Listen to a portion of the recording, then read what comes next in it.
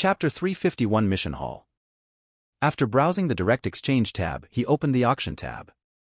In it were treasures auctioned by the Apex Sovereigns. Looking at the list of treasures, Maximus was not too impressed. The items in the Auction tab were treasures that could be found outside the dimension. They were mainly meteorites, treasures, void beast carcass and some substances lost in the void, landing into the Ethereum realm. Thus, most of the treasures on the list were unimpressive. However, some items still caught Maximus's eye. The Myriad World Mall only sold items up to Tier 10. As for Tier 11, even the most common resources couldn't be found. Thus, seeing Tier 11 treasure on the Auction tab made him somewhat interested. Over countless amounts of time, some Tier 11 items unknowingly drifted and landed in the Ethereum realm. Although these materials were quite common, like some debris and metal in the void, they're Tier 11 resources nonetheless. Maximus had been finding a solution to solve the bottleneck of the Aetherforge reactor until now. Having these Tier 11 materials could be a way of breakthrough, making a more efficient and cheap device. However, looking at the price quoted by the Apex Sovereigns, he couldn't help but frown. Just the cheapest Tier 11 material costs a few sextillion merits. It's just the starting price. Unless the auctioneer is satisfied with it, the bidding will continue indefinitely. No wonder no one had bid on these treasures. Buying in overpriced materials you couldn't use was just a scam. Seeing the names of the auctioneers, Maximus thought if he could barter with them personally. Although he didn't have enough merit, he had dimensional coins he could use in the Myriad World Mall. Not only would it solve his problem, it would also be cheaper. Suddenly, he noticed a cheap Tier 11 plant. A world tree? Maximus fell into thought. The world tree is an ultimate dimensional treasure. In the past, when he still hadn't created the origin, he considered merging this treasure for his foundation. Seeing that it was for sale in the Auction tab, he fell into a daze. Furthermore, it wasn't only for sale, there was also a great selection of it according to age. From the lowest age of billion years to the highest millions of epic year world tree. Although the world tree is an ultimate dimensional treasure, it was only in mature form. As for the fragment of a world tree, it was barely comparable to a common Tier 11 material. Furthermore, it needed to be at least a billion years to be even considered worthy. The branches and leaf of it could only be considered a Tier 9 material at most. After a world tree reached a billion years, it would form a cubic meter of space like a small world. This small world is not like the small world created by dimensional movements but a small world with complete laws. Depending on what you nurture it with, it could imitate that law and internalize it. Thus, it's possible to create a small world with all the laws in all dimensions, which is over 100,000 laws. However, to internalize even the most common and weakest form of law, the world tree needed to have a small world with a square kilometer of space. For rarer law and higher forms of law, more space would be needed to internalize it. After internalizing over 100,000 laws, it would then be a complete Tier 11 ultimate dimensional treasure. If it could internalize all the laws with their highest form, the origin of law, then it could possibly reach the highest realm. In the past, he once considered nurturing a world tree of his own. Not only could it bypass the dimension he was living in, but it could also be used as one of the ultimate treasures needed for his Tier 11 advancement. However, the time and resources needed to nurture it were enormous. With only billions of system points in the past, how dare he entertain the idea of nurturing this world-devouring plant? Thus, as time passed, he completely forgot about the world tree. Seeing it again made him remember its properties. Now that he could get quintillions of system points every day, wouldn't nurturing a world tree with a few thousand of laws be feasible? He also had enough resources that could buy specific resources to internalize the laws that were not available in the Ethereum realm. Thinking about it, he couldn't help but be excited. Calming down, he closed the Merits Hall. He couldn't afford anything for now. Maximus needed to think of a solution to earn merits quickly. A mission hall. It should be the place where he could actively earn more merits. Opening the mission hall, he was greeted by dozens of missions. Population expansion, details. Clearance of abyssal aura, details. Professional development, details. Exploration of new knowledge, details. Exploration of other dimensions, details. Exploration of the chaotic sea, details. Expelling the abyss, details. Opening the population expansion, it was filled with various standards and rewards for population expansion. It contained information on how much merit he would get depending on his degree of contribution, the quality of the population, their contribution to the world, etc. As for the clearance of the abyssal aura, it's the abyss leaked from the abyss realm. The cursed continent was merely the most heavily affected area. The chaotic sea surrounding it was too affected that part of the Ethereum realm was teared apart from time to time. These was also the source of abyss fragments near the Ethereum realm. Abyssal aura is like a virus corrupting the world, thus promoting the world's origin to give generous rewards to clear it. Professional development is for individuals to deeply study their profession or create new professions. Not only could it help the world origin comprehend knowledge, but it could also provide the Ethereum realm with new and stronger arsenals. The exploration of new knowledge is for the apex sovereigns to continue to discover and invent things like professional development. From various experiments and synthesis, new knowledge could be found. Another way would be to get books and knowledge from other dimensions. Seeing this made Maximus click his tongue. He now understood the sinister intentions of those apex sovereigns, especially the Lorekeeper Guild. Maximus thought they were a bunch of nerds, thirsty for knowledge, that they bought hundreds of quintillions worth of books from him. Now, it seems that it was to earn more merit points. Fortunately, there is a limit to this loophole. According to the description, one needed to understand the knowledge and master it, at least through proficiency, before world origin could give reward. Furthermore, the more mastery one had, the higher the reward. The world origin didn't seem to have the ability to comprehend, needing its inhabitants to spoon-feed it with knowledge. Thinking of this, a smile quietly appeared on his face. No one should know more new knowledge and master it than him in the Ethereum realm. If he shares this with the world's will. Thinking of the merits he could get, he nearly couldn't control his excitement. As for the corresponding danger and consequences, he would think about them later. Calming down, he turned his attention to the new mission tab. For the exploration of dimensions, the world origin would help open projections to investigate dimensions that it found. A virtual world would then be created by the apex sovereigns with the help of the world's will. According to the degree of contribution, the world's will would give merits as a reward. After the virtual world is created, the world's inhabitants would explore this world, treating it as a game, giving their rulers, the apex sovereign, continuous supply of merits. Not only could it bring new knowledge, it could also be a comparison subject of the world origin. Furthermore, it would forge a way for future dimensional invasion and conquest. The exploration of the chaotic sea is simply traveling and exploring the chaotic sea. It seems that even within its own body, the world will couldn't see through the chaotic energy. The world's will even needed the help of its inhabitants to explore the way. The expulsion of the abyss, on the other hand, is about the fight with the abyss. From sentry, information, material contribution, etc. As long as you contribute to the fight in the abyss, the world's will would calculate it and give the corresponding merits. The rest of the mission was nothing noteworthy. It's just about planting domestication, expelling beast tide, and such. After a brief overview, Maximus was not even interested in reading the rest. The reward was too little for his interest. As for the rest, it was simply a gold mine that could continuously give him enormous merits. Calming himself down, he finally turned his attention to the apex sovereigns in the room. Although it felt long, he only took a few minutes to browse through the merit hall and mission hall. His expression was also masked through some disguise, so they didn't notice his expression. Quietly sipping their drinks, they waited patiently for him, investigating through the Ethereum Alliance. After organizing his thoughts, Maximus opened his mouth. A gentleman. Chapter 352, Profit Negotiation. A gentleman, can you tell me your real intention? They are here to seek a cooperation, Goldfiend said lazily. Although Goldiend was their representative, he had other reasons to visit Maximus. A cooperation? What kind of cooperation? A cooperation to earn merits. We hope you'll give us a discount when we buy materials from you, an apex sovereign said. Although they had a lot of money, these years really hurt their pockets. If things continue as they are, they will lose all their wealth before they can earn enough merits. A discount? What will I get?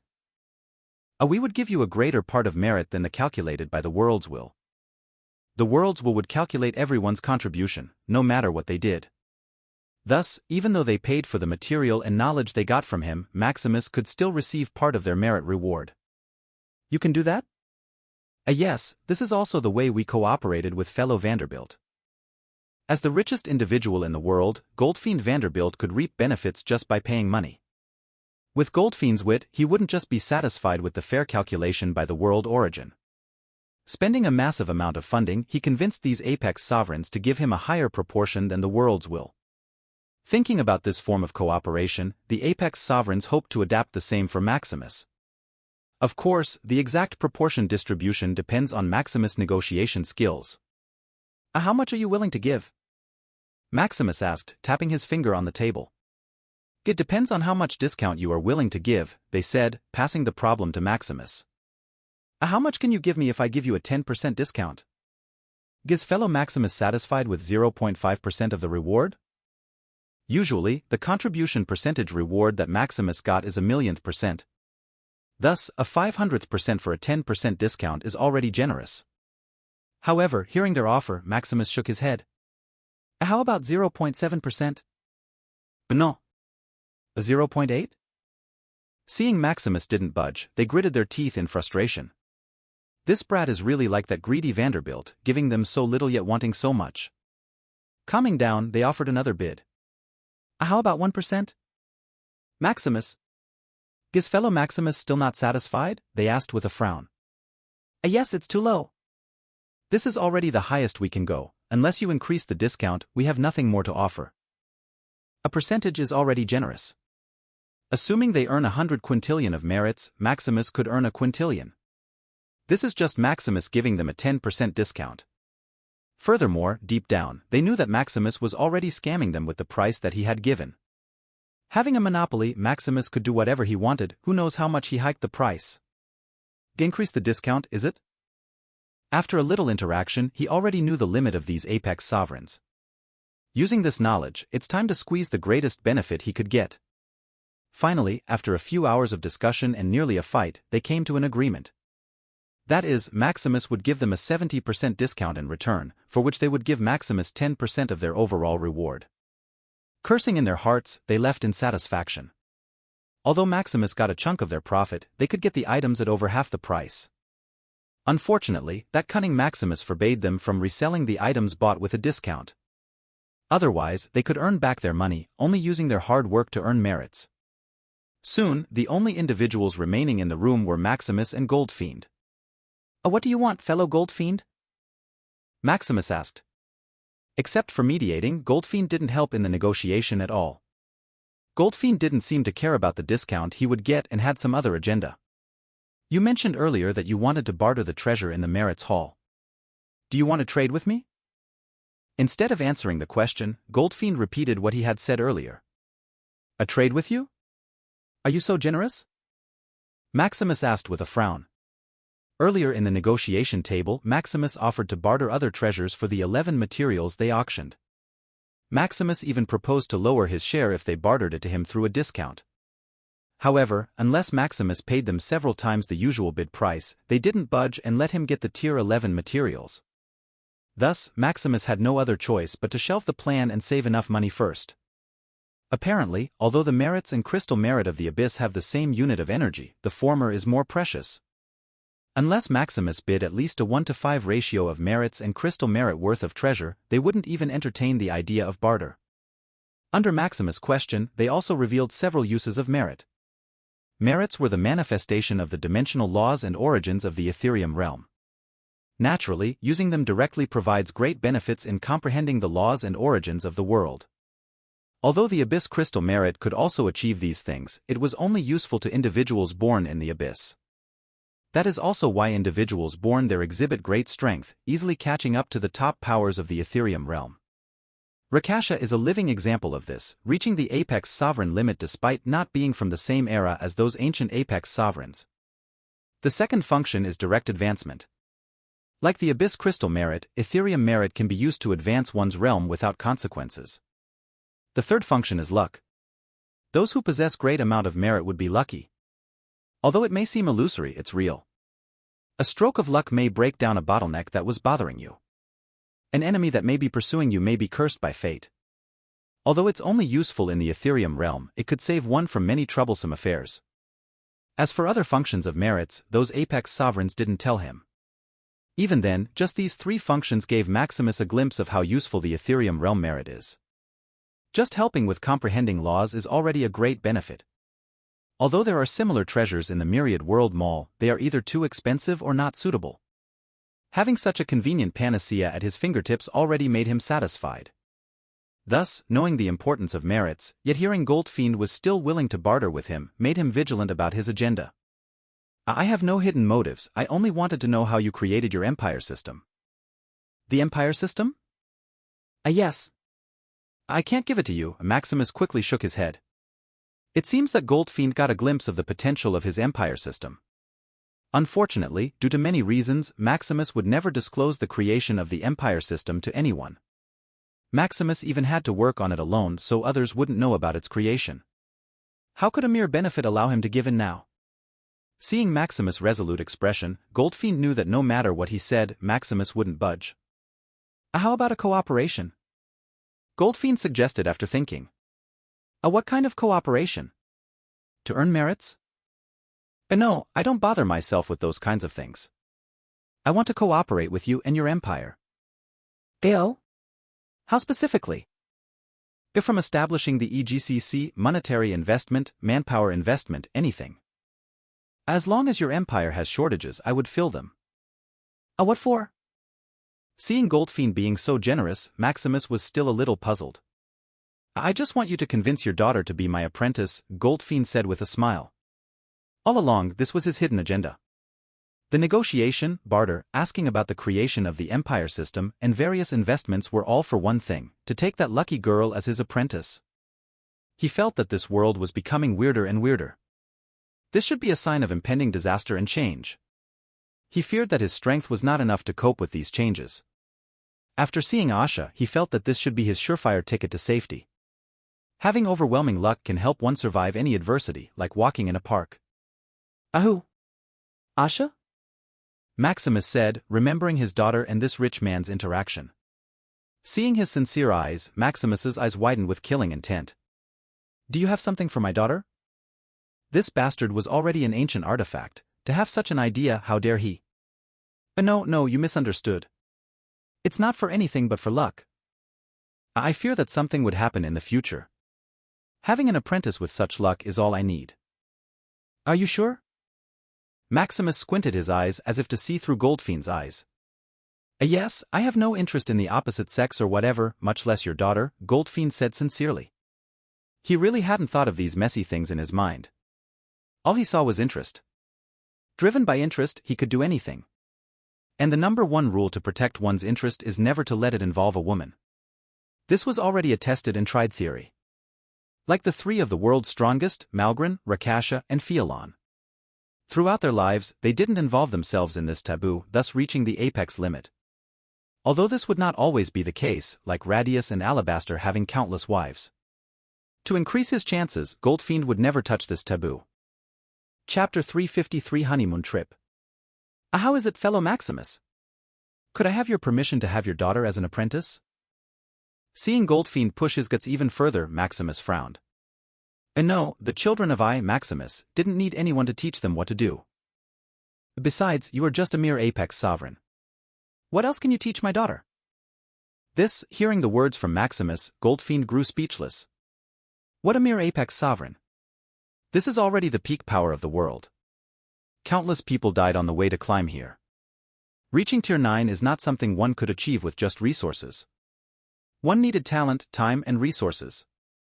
Just one missing and you are doomed to only live a few epochs. Maximus, a tier 8 brat, dared to mock that he was only an apex sovereign? How dare he? If not for the mysterious backer of Maximus, how dare a mere emperor talk to him like this? Calming down, he just smiled at Maximus' ridicule. It seems that I'm not really destined to have an apprentice, Goldfiend said. However, deep inside, he was hatching some plot to abduct that little girl to be his apprentice. Time is long, that little girl would surely reach the apex, living an eternal life. As for Maximus? His limit is stuck at tier 8. This is not because of the limitation of talent, time, and resources but simply because it's an impossible task. In the past, all the holy emperors had the peak talent, various life-extending treasures, and the resources of a continent. Yet, no matter what they did, their life was exhausted, not even having a glimpse of what was at the peak. Goldfiend just needed to be patient and he would surely pocket that lucky charm apprentice. After the discussion broke down, Goldfiend went back to the Arcane Continent. Naturally, the proposed cooperation didn't continue. However, despite this, Maximus just sneered. He didn't lack money that he would sell his daughter for resources. With the cooperation with the previous Apex sovereigns, merits would soon come rolling in. After a few tens or hundreds of years, he could buy all he wanted in the Merits Hall. As for cooperation like the establishment of EGCC, monetary investment, and such, it was even more useless. The Moonlight Empire is not yet ready for such a high-quality influx. He also didn't lack this little money to invest in the empire. Sorting his thoughts, Maximus readied for him and his wife's year-long honeymoon. Maximus would think about all these problems later after their trip. Soon after the wedding, Maximus and his wives left the Cursed Continent and arrived at the Arcane Continent.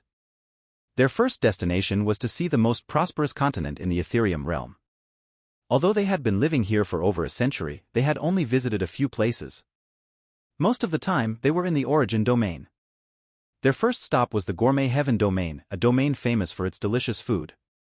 As soon as Maximus and his wives landed, they noticed a film enveloping them. Is this a protective measure to keep this place from being contaminated? Erica murmured with interest. It seems so. What a unique idea, Maximus nodded, sensing various laws mixed in the film. With interest, Maximus studied the film while they explored the domain.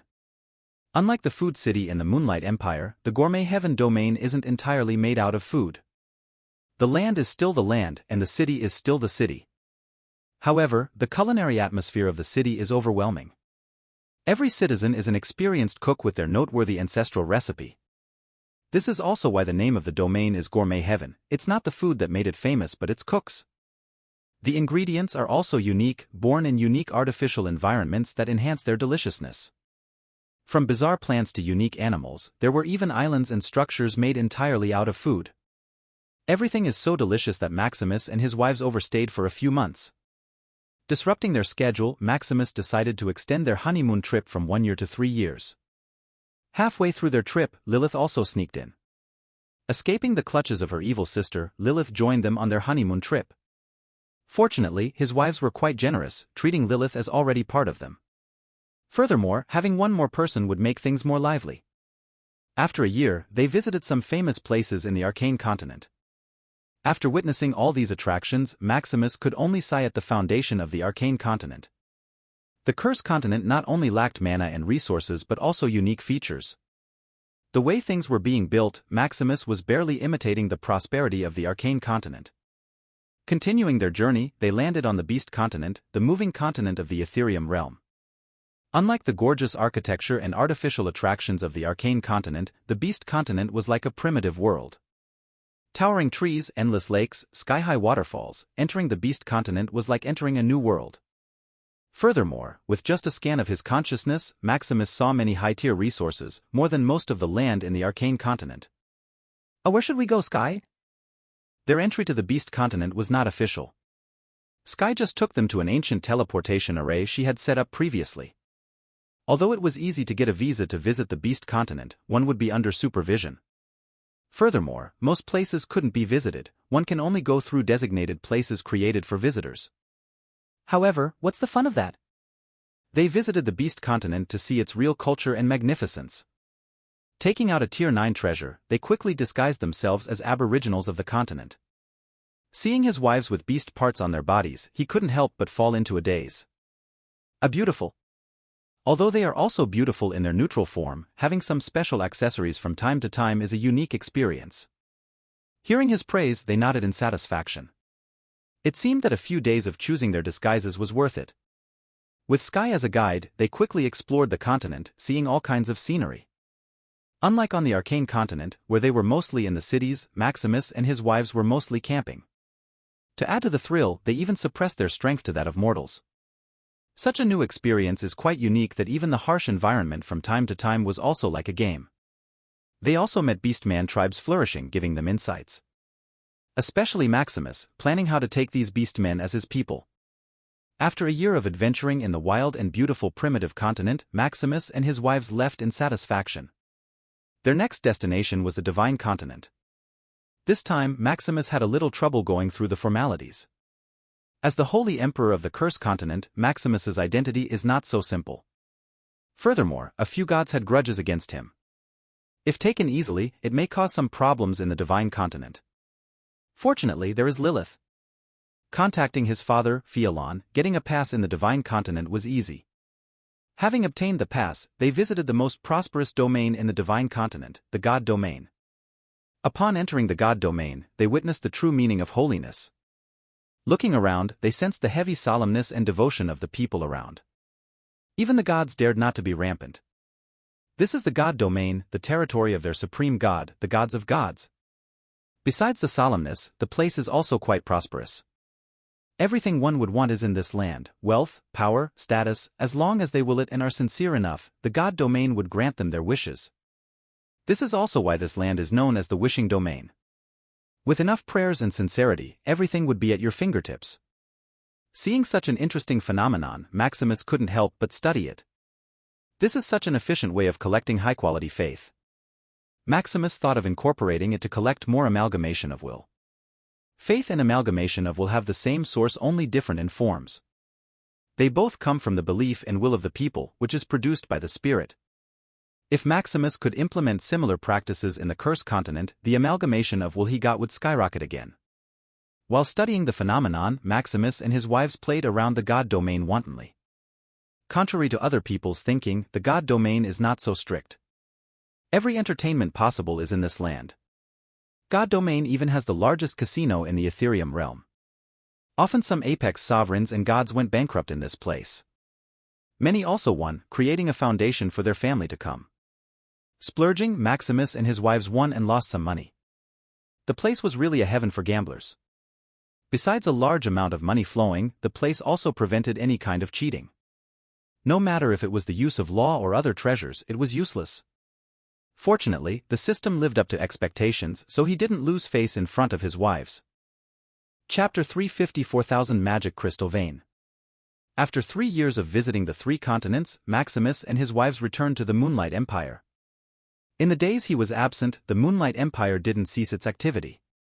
Cities after cities were still being built, people continued to give birth, and the Moonlight Empire system kept adding new applications. Furthermore, in the 3 years since the empire opened, more and more individuals and organizations settled in the empire. Individuals came to the empire to experience various entertainments and unique scenes. Although it's not comparable to the top attractions in the Arcane Continent, it's affordable enough. Furthermore, some unique, inexpensive resources in the land were also popular, attracting many business organizations. Although the empire still didn't allow outside market import, exports were still permitted. By exporting cheap items from the Moonlight Empire to the Arcane Continent, they could earn a lot. Many also found jobs with high remuneration, attracting mercenaries from the Arcane Continent to settle. If not for the low density of mana, many would want to stay in the Moonlight Empire forever. Upon returning to the Empire, Maximus resumed his busy work. After checking all the changes in the Empire and seeing no major problems occur, he heaved a sigh of relief. It seems that the Empire can finally run without me again. After conquering the whole Cursed Continent, the Empire faced a shortage of manpower. Maximus had to handle every little thing, keeping him incredibly busy. Now Maximus could slow down and let the Empire develop itself. He just needed to set the direction and provide some funds, and he could have all the time he wanted. Thinking of one major problem of the Moonlight Empire, he opened the merit halls of the Ethereum Alliance. Over 3 years, with his cooperation with various apex sovereigns, coupled with the infusion of his unlimited energy into the Ethereum realm, his merits returned to over a sextillion before he bought those infinitely expanding treasures. That meant in just 3 years, he earned over 100 quintillion merit. Such a staggering profit rate made him excited for the future. Calming down, he navigated the merits hall and opened the selection of magic crystal veins. One major problem of the Moonlight Empire is the lack of mana. If Maximus didn't solve this fundamental problem, the empire would remain barren as it is. Tier 9 Magic Crystal Vein, price 100 quadrillion merits. Note, it can only exist for an epoch. Seeing the price, he quickly spent 100 quintillion and bought 1,000 Tier 9 Magic Crystal Veins. It should be enough for the empire to sustain for a while. Besides Elysian, who was mostly in the Divine Continent, the highest tier individuals in his empire were still at Tier 8. A single Tier 9 magic crystal vein can support millions of Tier 8 individuals. For Tier 7 individuals, it could support trillions. As for Tier 6 individuals, no matter how numerous, cannot outconsume the regeneration of a Tier 9 magic crystal vein. Having 1,000 Tier 9 magic crystal veins is already somewhat excessive. Of course, 1,000 magic crystal veins are not only for cultivation, otherwise it would be a waste. The Cursed Continent is like a desert where an abundance of mana is greatly needed. Furthermore, he also planned to relocate the Shadow Hunter Guild to his empire. To not disrupt their training, a dense mana environment is necessary. After selecting the amount and paying, a new prompt appeared before him, revealing the map of the Cursed Continent. Choose a place to plot the Tier 9 magic crystal vein. This is quite convenient, Maximus praised. He thought he still needed to manually plot the magic crystal vein. It seemed that the World's Will was quite meticulous in its work. Choosing the major nodes in the Cursed Continent, the World's Will began plotting the magic crystal vein. Soon, a world-shaking earthquake spread throughout the Moonlight Empire. Surges of mana also spread, affecting all things. From plants to animals, it seemed that everything experienced a second awakening. Mountains and trees also grew bigger and taller, overshadowing the sky. Inside the cities, people started to panic, looking around. Fortunately, with a strong foundation, the huge changes didn't affect the cities. Calming down, they observed the changes happening. Aha, what happened? Why did the mana skyrocket all of a sudden? Is this the doing of the Emperor? Yes, look at the announcement in the Moonlight Forum. Before Maximus set up the magic crystal vein, he informed Doran. Reading the announcement, instead of calming down, the people went into a frenzy. A Tier 9 magic crystal vein? Although they only had superficial knowledge about magic crystal veins. Learning that 1,000 Tier 9 magic crystal veins were deployed all over the Empire, they couldn't contain their excitement. Some cities in the Empire only had Tier 5 to 6 magic crystal veins, yet they were already sought after. Now, with 1,000 Tier 9 magic crystal veins directly deployed all over the Empire, it was insane. The Moonlight Empire is about to enter a new era. Not caring about the commotion outside, he silently felt the changes in the Empire. Besides the good changes, he also felt the corrosive abyss aura around the Empire intensify. Even the Tier 9 Empire array in the Empire was nearly on the verge of breaking just to expel and purify this corrosive energy. The abyss aura thrived in places with higher mana density. Not only could it quickly regenerate, but it would also become more powerful. This is also why the damage of abyss aura was more prevalent in the chaotic sea. With high mana density and no supervision, it could multiply and advance until it could corrode the Ethereum realm. Assessing the situation, Maximus concluded the Empire's array could only last about 100 years before it collapsed under the corrosion of the abyss aura. Seeing this, Maximus shook his head in distress.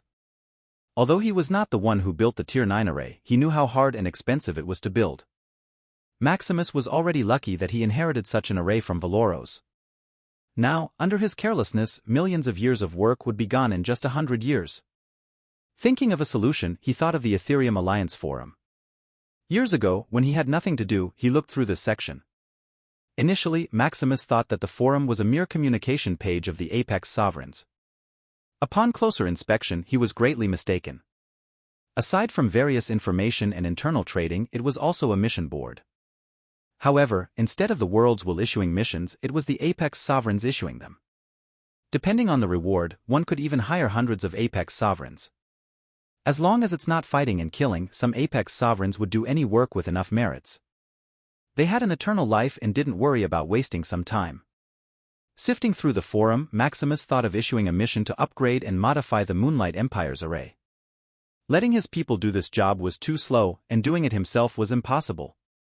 Mission: upgrade and modify a wide-range Tier 9 array. Reward: up for discussion. Commissioner, Maximus Shadowcrest. After posting an announcement, Maximus began to receive various messages. Oui, beast continent Maximus Shadowcrest? Are you the rich man who was conning us? Capo, Arcane Continent, is it the array in your empire? Sure, I would do your job for. Alfonso, Arcane Continent, I'm a Tier 9 formation master. Tell me your price, I can consider doing it for you. Laverto, Divine Continent, I'm cheap labor. Please hire me. Natalie, Beast Continent, sir, my Fox clan has a soft body. Please pity us. Seeing such a dirty message, Maximus nearly gave in. This is an apex sovereign seducing him. Thinking of his wives, he quickly held himself back. After various considerations, Maximus finally hired Alfonso. Alfonso promised that as long as Maximus provided the materials, he would finish modifying and upgrading the array in just 50 years. Although it's more expensive than the rest, the quality and efficiency are the best. For others, even if it's a few times cheaper, they would need thousands of years minimum and the outcome couldn't be guaranteed. Paying an expensive price, Maximus got what he wanted. Hiring Alfonso, instead of calming down, the apex sovereigns in the forum became more active. Learning that Maximus used 300 quintillion to hire Alfonso for a few decades of work, how could they not be tempted? This is a rich man who is willing to spend. At the same time, they also cursed themselves for not learning enough professions. Although they knew every profession in the world, their proficiency varied.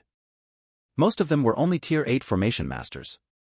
If only they were competent enough, hundreds of quintillions would be in their pocket. Seeing Maximus so generous, they quickly asked if he had another job. They even lowered their payment rate, giving Maximus various discounts. Unfortunately, Maximus is also poor. He still needed to save money for everything he needed in the merit hall. If not for the importance of the Empire array, he wouldn't even hire someone. Chapter 355 50 billion years old tree. 10 years later. After 1,000 Tier 9 magic crystal veins were planted in the Moonlight Empire, the mana density continued to rise until it reached full saturation. The abundance of mana was accompanied by a large number of people breaking through. In just a decade, the power of the Empire rose to a multiple degree. Tier 6 individuals were already quite common, and they could be found in every city. Even an owner of a street stall may be a Tier 4 powerhouse. High-end power, like the Tier 8 individuals, was not only present in the Imperial soldiers and Moonlight Academy students. Talented civilians and powerful families also began to produce their protector.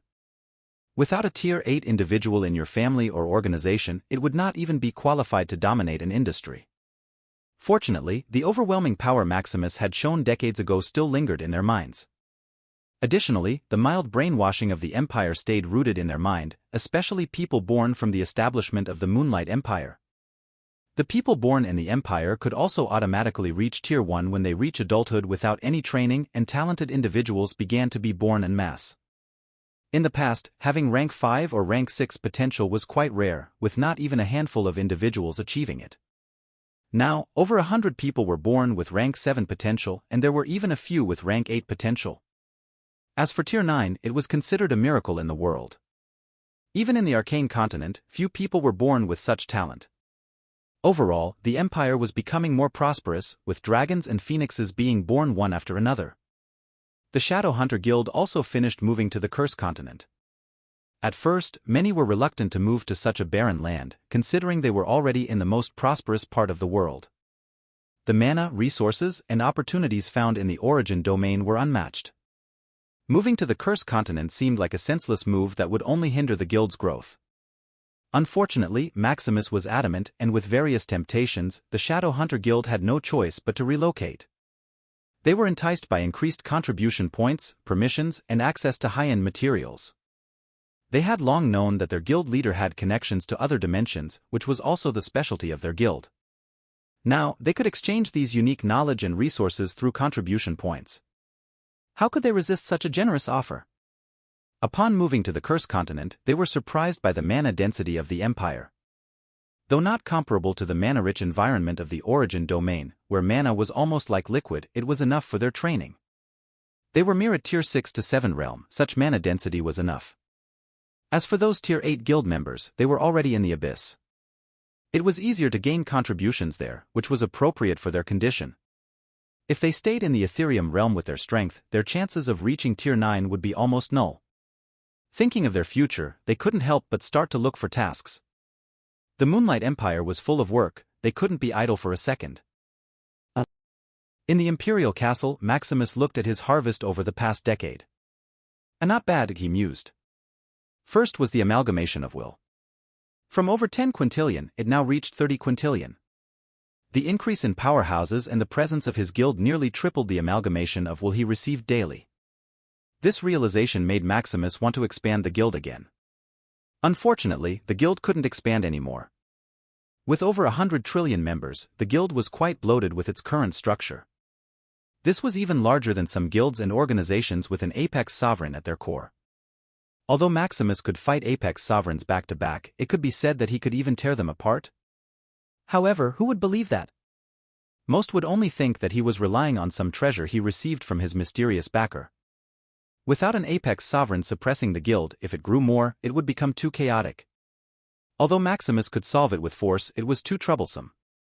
Furthermore, he also sensed that some guild members were not producing as much amalgamation of will as the others. This meant that their belief in him was not that strong. Just because he was a guild leader that they even looked up to him. But deep within themselves, they thought he was just lucky to have found a dimensional merchant as a backer. To eliminate this danger, Maximus needed to stabilize the guild first. Using force was not conducive to increasing belief, it could only backfire, creating fear among the members. Maximus could only wait and slowly whittle them down with all kinds of resources. After tens or hundreds of years of living in the Moonlight Empire, their belief would surely increase. Even then, 30 quintillion merits a day was a lot. This was equivalent to over 80 million epics if converted to life points. In these decades, Maximus was not idle. Besides studying, he also began cultivating a world tree. Every day, he would feed it with over 10 million epics worth of life points. In 10 years, the world tree reached over 50 billion years, which is 50 million kilometers of space. For common law to be condensed in the world tree, he only needed a kilometer of space. This meant that 50 million kilometers equaled 50 million common laws. Unfortunately, there are only over 100,000 laws. Furthermore, a kilometer of land per law is only applicable for the power of law.